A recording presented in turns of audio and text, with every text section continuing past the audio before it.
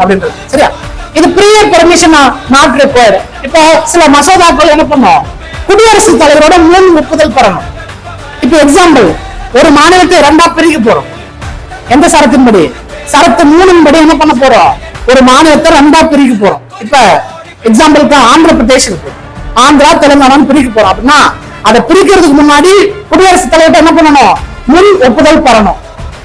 அதுக்கப்புறமா என்ன பண்ணுவாங்க, பாராளுமன்றத்திலேயோ அந்த மாநில சட்டமன்றத்தையும் என்ன பண்ணுவாங்க, அந்த மசோதாவை நிறைவேற்றுவாங்க. ஆனா இது மாதிரி அரசியல் அமைப்பு சட்ட திருத்த மசோதாவுக்கு குடியரசுத் தலைவரோட முன் ஒப்புதல் பெற வேண்டிய அவசியம் இல்லை அப்படின்றாங்க. சரியா? இப்ப prior permission is not required அப்படின்றாங்க. சரியா? By special majority. இது எந்த பெரும்பான்மையில தான் அரசியல் அமைப்பு சட்ட திருத்தம் பண்ண முடியும்? ஸ்பெஷல் மெஜாரிட்டி, சிறப்பு பெரும்பான்மையில. அப்படின்னா என்ன அர்த்தம்னா 3/2 பங்கு.